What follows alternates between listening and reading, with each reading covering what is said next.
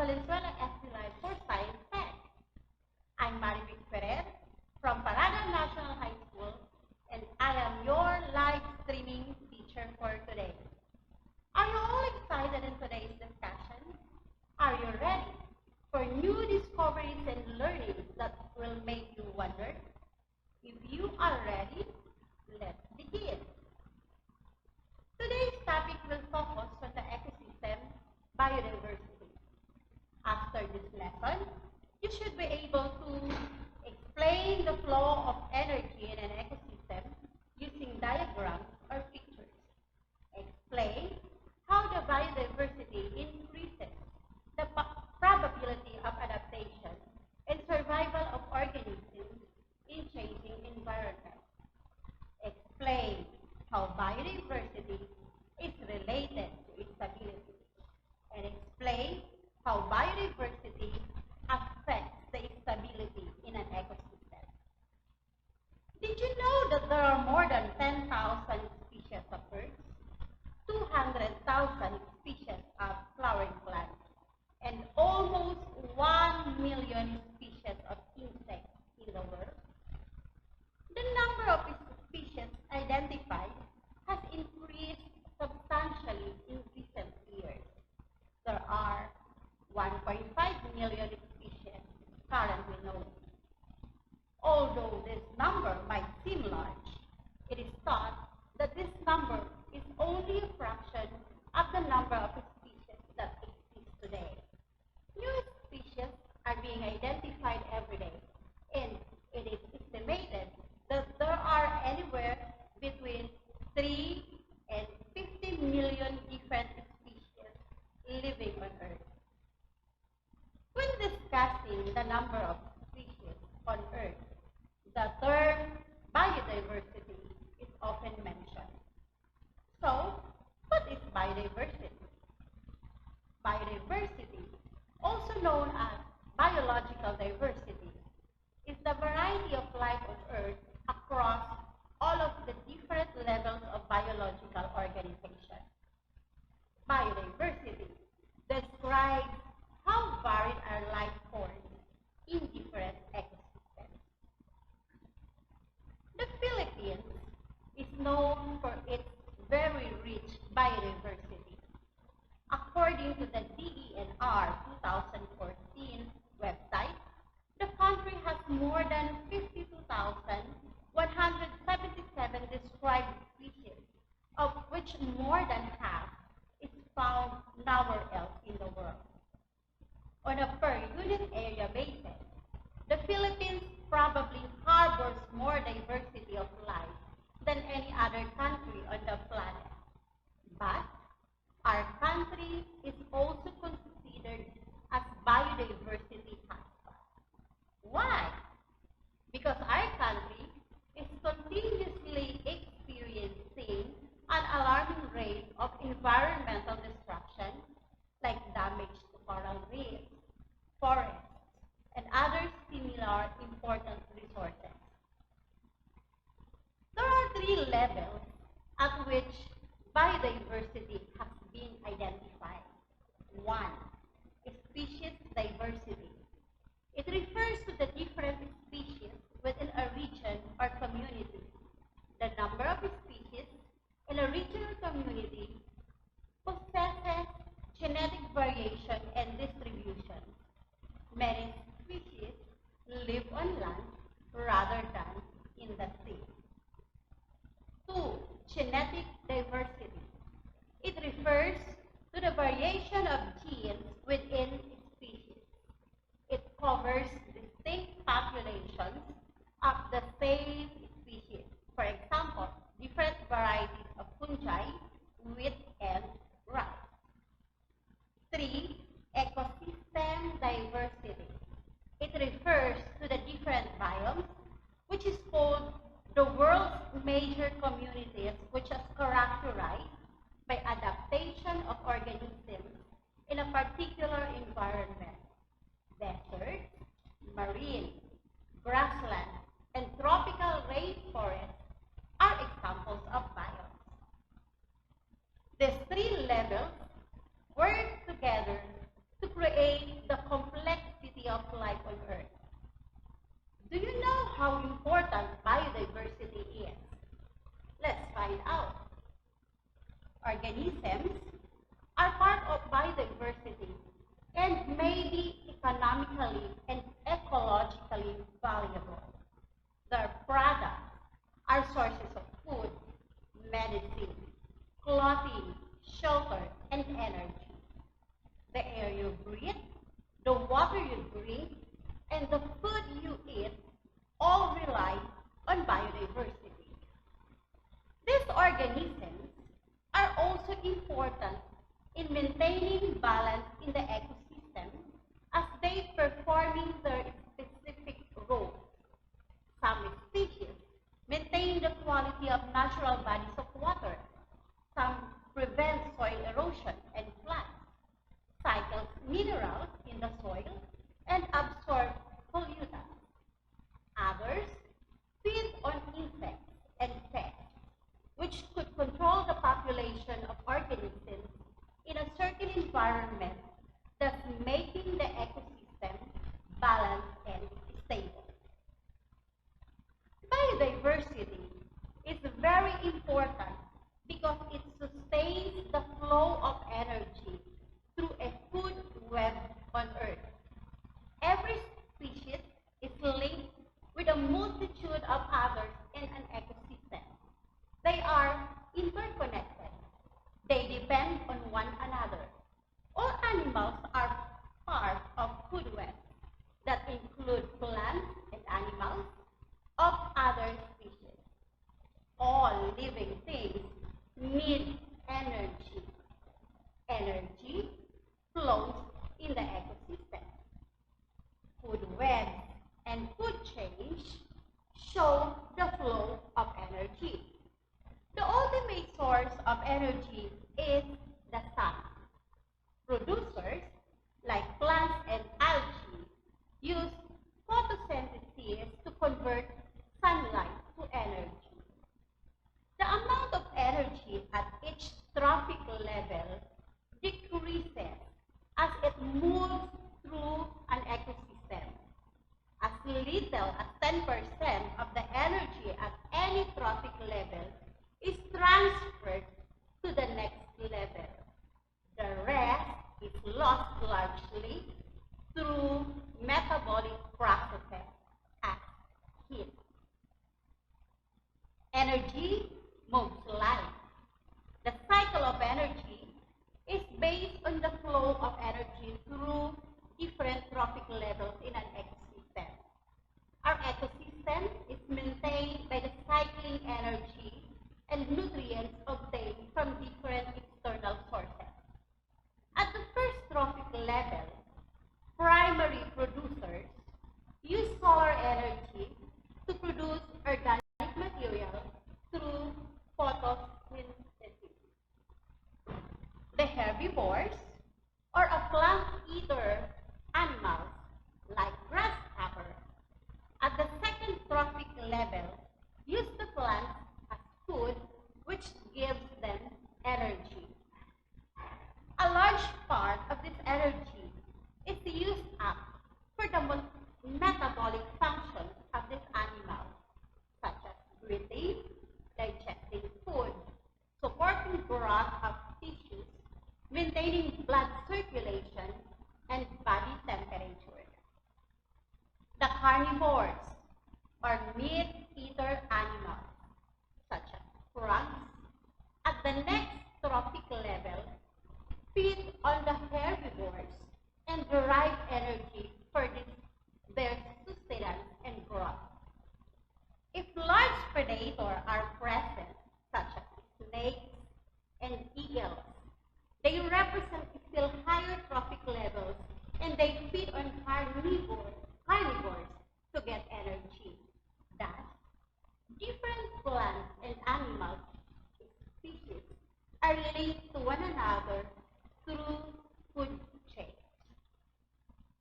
Decomposers, which include bacteria, fungi, molds, worms, and insects, break down waste and dead organisms and return the nutrients nutrients to the soil, which is then taken up by the producers. Energy is not recycled during decomposition, but it is released. What will happen if an organism is removed from the ecosystem? Since all species have a role to play, when one is eliminated, the ecosystem will suffer.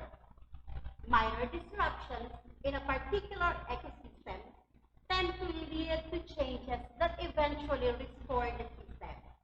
But large disturbances of living populations of their environments may result in irreversible changes. Maintaining diversity increases the likelihood that some varieties will have characteristics suitable for survival under changed conditions. What are the basic needs of an organism? Organisms have basic needs just like humans. They need air, water, temperature, atmospheric pressure, light, and nutrients. These abiotic environmental factors sustain their life. So, what will happen if they do not meet their needs?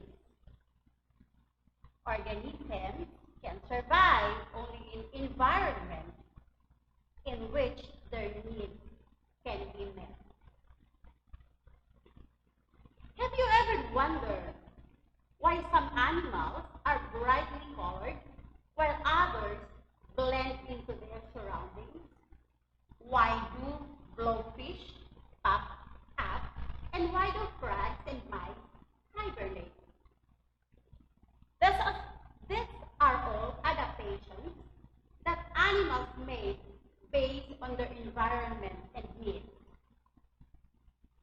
Adaptation refers to the physical or behavioral characteristics of an organism that helps them to survive better in the surrounding environment. There are two types. One is the structural adaptation. It refers to the physical characteristics of an organism that help them to survive in their ecosystem, like the bill on a bird or the fur on a bear. Two is behavioral adaptation. It is an action animals do to survive in their ecosystem. For example, bird calls and migration. Adaptation for survival. All organisms have their own way of adaptation that helps them survive and thrive. It is the result of evolution in which species undergo changes over a long period of time. Adaptation usually happens when a gene mutates or changes by accident. Some mutations can help organisms to survive better than those species without mutation. For example, a newly born bird has a long beak compared with the other newly born birds. A bird with a longer beak has greater opportunity to catch more food. Therefore, it lives longer and breeds more. Did you know that there are body parts that help animals to survive? A. The shape of birds' beak helps them to procure food from their surroundings. The number of fingers help them to feed themselves. Color of the fur and skin help them to protect themselves from fast changing weather conditions. They change the color of their skin to deceive their enemies by blending with their environment. And this is known as camouflage. Example, tigers. Tigers are famous for their beautiful stripes.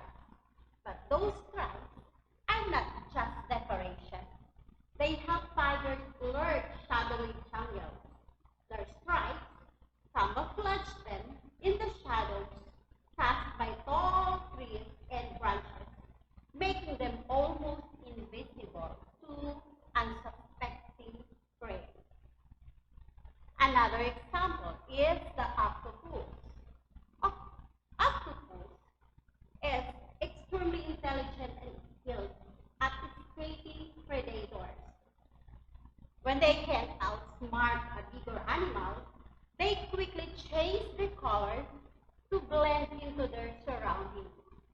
This rapid camouflaging can make octopuses virtually disappear by looking like rats, corals, or even other sea animals.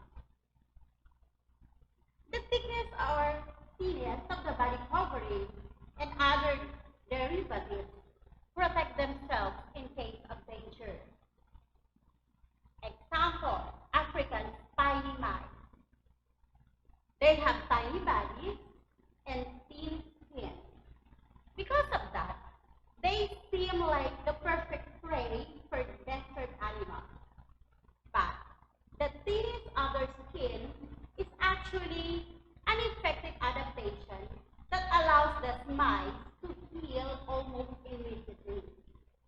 While other mice may die from injuries after a bout with a cat or owl, African spiny mice heal much more quickly than any other mammal. They are able to regenerate skin tissue itself, hair follicles, and fur rather than replace it with scar tissue. Also, some animals release toxins to survive, like the pufferfish, also known as blowfish. They are easy targets for predators. They are slow and easy to spot in the ocean. However, if a predator gets too close, the pufferfish can ingest water and air quickly, making them several times larger than their normal size. And if the newly pufferfish doesn't scare a predator away, the pufferfish poison will do the job. It releases tetrodotoxin, which makes them taste bad and kill a larger fish. To humans, tetrodotoxin is deadly, up to 1,200 times more poisonous than a cyanide. When you ingest it, the toxin paralyzes your diaphragm muscle and stops your breathing. There is enough toxin in one pufferfish to kill 30 adult humans, and there is no known antidote. Adaptations for unfavorable conditions. Have you ever wondered how animals can live in extreme heat or cold habitats? Or how animals have adapted to human intervention in their environment? It's easy to think that camels are made for the sun, but in reality, they've successfully adapted to their harsh desert environment over millions of years. Camels have long eyelashes and a third eyelid to keep sand out of their eyes, and wide feet to distribute their weight evenly on the sun. They have thick fur in sun-facing parts of their body for shade and thin fur in other places to allow heat to easily skin their body to cool off. And don't forget their signature hump, which is full of fat that they can metabolize when there is no food or water around. Some animals transfer from one place to another in order for them to survive. They move to another place to hunt food and to escape extreme weather conditions. They are called animal migration. Of course, it is very common to migratory birds. Why do animals hibernate? During winter, most mammals hibernate because of cold weather. Animals need to be safe from cold weather and would freeze them to death. During very cold weather conditions, their heart rate decreases and their blood circulation slows down. Before mammals hibernate, they eat a lot of food. They go into caves, underground burrows, or some other shelters. Example, mouse and squirrel. They sleep for a long time until their body temperature becomes warm again. When the mouse is hibernating, it looks like a tiny ball. But did you know that wood rats can actually freeze their blood during cold seasons? Wood frogs are the only frogs found in north of the Arctic Circle, and thanks to an anti-freeze-like chemical in their blood, they can stop their hearts and form ice crystals inside their body. They then awaken from this hibernation state when spring arrives. Adaptations to catch prey. Not every animal needs to adapt to steer clear of predators. Some animals, especially apex predators, adapt in order to hide from their prey before striking. Others have developed the ability to survive eating toxic animals to stay alive. Example, king snakes. They are known as kings because they eat other snakes. Sometimes these snakes include highly venomous snakes like rattlesnake and cottonmouth. One bite from this snake would kill another predator. However, king snakes, which are non-venomous, have developed an immunity or tolerate to snake venom. This enables king snakes to eat prey that other predators can't, which is beneficial in a sparsely populated habitat. Adaptations to pass on genes. The highest priority of every animal is to stay alive long enough to reproduce and pass on their genes. Animals that have adapted to their environments are more likely to mate and reproduce, which perpetuates their species. These animals have special ways of attracting a mate and ensuring that their babies stay alive. Example, competition for mates with desirable traits is first among the birds of paradise. These colorful, strangely decorated male birds learn to perform mating dances at a young age. Female birds, who are more plainly colored to blend in with their surroundings, must decide which male has the best trait for her offspring. The best dancer wins the ability to pass on their genes. Another example is spiders. Spiders lay hundreds of eggs at a time, with some of their spiderlings hatching earlier than others. In those cases, the baby spiders grow at different rates, resulting in spider cannibalism from the older babies toward the younger ones. Fewer spiders are able to reproduce if they are eaten as babies.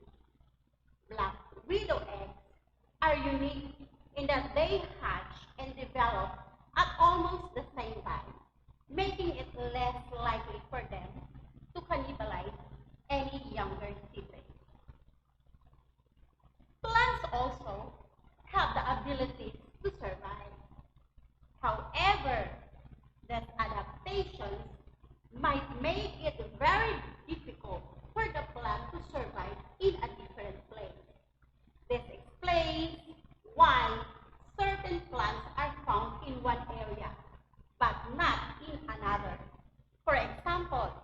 You wouldn't see a cactus living in the Arctic, nor would you see lots of really tall trees in the grassland.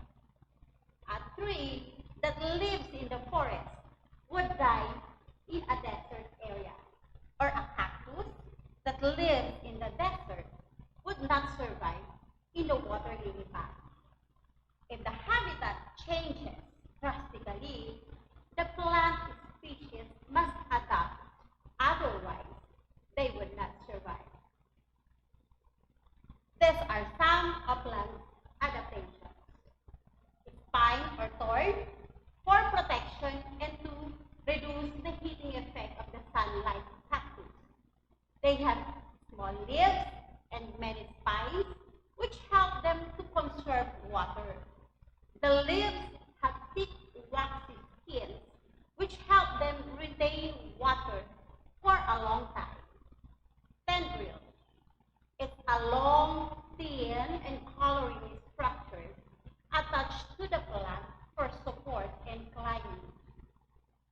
Taproot attached to the root for support in the shallow soil. Floating leaves.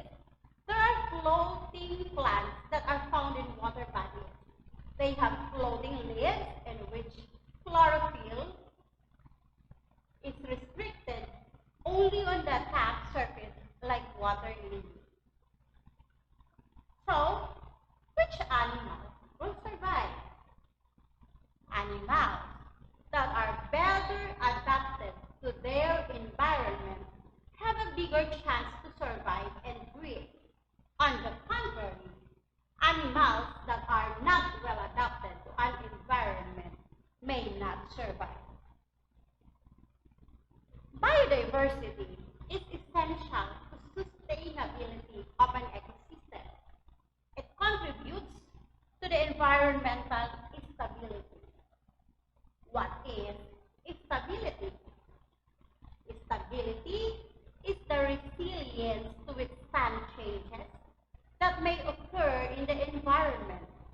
There are many changes that occur in the environment which may be a result of natural or human activity. Ecosystem stability is not a static property, but a dynamic balance which characterizes two types: resistance and resilience. Resistance can measure how much an ecosystem resists change. The ecosystem will remain stable despite disturbances changes. Resilience measures how quickly the ecosystem recovers from disturbance or resisting damage. It can immediately return to a steady state or balanced ecosystem. Resilience is the capability to respond. How does biodiversity affect stability? All life forms are important in the ecosystem. No matter how small or big the organisms are, they have their specific role in the ecosystem. The more diverse the ecosystem, the more resilient and stable it becomes, because every species has its own way in making the ecosystem stable. When a species is lost, it affects the bond in the web of life. As I mentioned earlier, all populations of living things are interconnected. When the population of animals, plants, or insects increase or decrease, other populations of living things are also affected. For example, when shrubs and brushy areas are removed from an ecosystem, the rabbit population will likely go down. The reduced rabbit population will lower predator populations, such as the eagles, the snakes, foxes, that use the rabbits as a food source. Here is another example. What would happen if we cut trees the forest? Yes, the cavity nesting animals, such as the birds, owls, squirrels, and woodpeckers, have very little, if any, shelter available. The number of animals of the site would be reduced. So, insect populations could increase because of fewer insect-eating birds, and trees and other plants could be negatively affected. As a result, the whole ecosystem is affected. Thus, an ecosystem with high biodiversity are more stable. Where does the stability of the ecosystem depends on? The stability of the ecosystem depends on the different biotic and abiotic factors that influence capacity of the ecosystem to become stable. For instance, plant diversity will not be able to survive without the presence of sunlight, water, and carbon dioxide as raw materials for photosynthesis. Therefore, more pathways for energy and matter, more stability. So what should we do to maintain the stability of the ecosystem? Most resources are non-renewable, such as coal, fossil fuel, and natural gas. These non-renewable resources must be used prudently and wisely. 2. Biodiversity should be maintained by protecting the ecosystem. 3. The size of the consumer population must be controlled due to limited availability of materials and food resources. There should be no overgrazing and overuse of the resources. Consume only enough materials and food needed. Every citizen is part of our nature. We are not masters, but stewards in such a way that we shall protect, preserve, and conserve nature for the enjoyment of the present and future generations. We are almost done with our learning journey today. To sum up, complete the sentence by arranging the jumbled letters to form the missing words. I will give you 5 seconds to key in your answer in the comment box. Ready? Let's start. Number 1. Ibon direct. It's significant to us because it sustains the flow of energy through food web on Earth.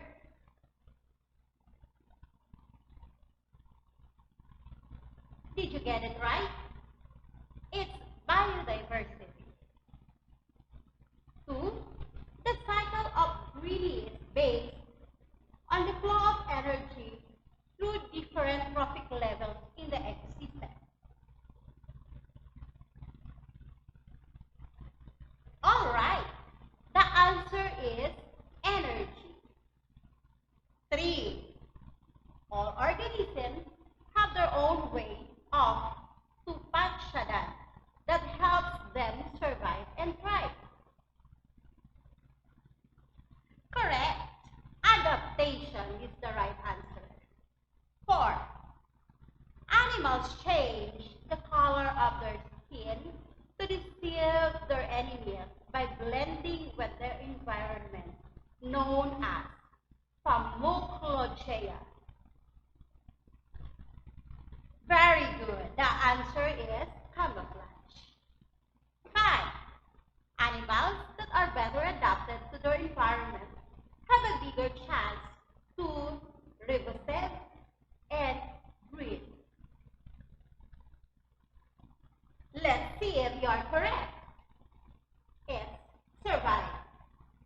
Number 6. Biodiversity is essential to the sativuscilanity of an ecosystem. The answer sustainability, and you are correct. 7. Biodiversity contributes to environmental stability. Good. The answer is stability. 8. Sensorites can measure how much an ecosystem resists change. The answer is resistance. 9. Crystalline measures how quickly the ecosystem recovers from disturbance or resisting change. You are correct. It's resilience. Last number, we are not masters but stewards of nature. We shall protect, preserve, and conserve nature. The answer is stewards. Brilliant. You are all amazing. To further improve your skills about the lesson, you may answer the activities in your module on pages 34 to 37. If you have questions or you want to clarify something about what has been discussed, you are free to key in your concerns in the comment box. I will answer them as much as I can. A minute will be given to you to type or key in your questions, and our teacher moderator will be gathering them. Your 1 minute starts now.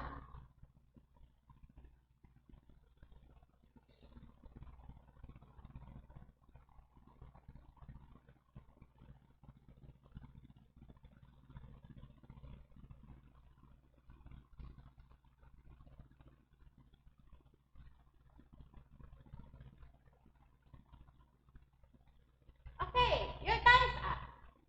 Let me read the first question. What are the most significant threats to biodiversity? Good question. Human activities have the greatest impact on the amount and quality of biodiversity. Humans reduce biodiversity by destroying habitats. The fields, forests, and wetlands where wild plants and animals live are disappearing. Land is cleared to plant crops or build houses and factories. Forests are cut off for lumber and firewood. They destroy coral reefs. As habitats shrink, fewer individuals can live there. The creatures that survive have fewer breeding partners, so genetic diversity declines. Also hunting, introducing invasive species, and releasing pollution that contribute to climate change. Question number 2. Now, let me read the second question. How do we preserve biodiversity?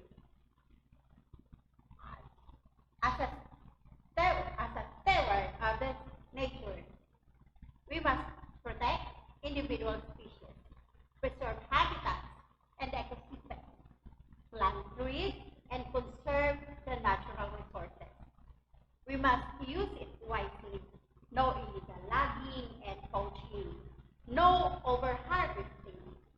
Take only what you can consume. It is not too late to stop the wildlife crisis. Do you know that almost 8,000 species of fish, amphibian, reptile, mammal, and birds are officially categorized as globally threatened, and over 9,600 trees are in danger of extinction? To help preserve biodiversity, let's start by disposing our garbage properly. Apply the 5 R's. Reduce, reuse, refuse, repurpose, and recycle. Question number 3. How does biodiversity affect the stability of an ecosystem? another interesting question. The more diverse the ecosystem is, the more resilient and stable it becomes. Ecosystems with high biodiversity are more productive and resilient. So, the more species, the more variety. Therefore, ecosystems with high variety are more stable and resilient to changes and to human impact. You were all doing great. May you have a great Angka morning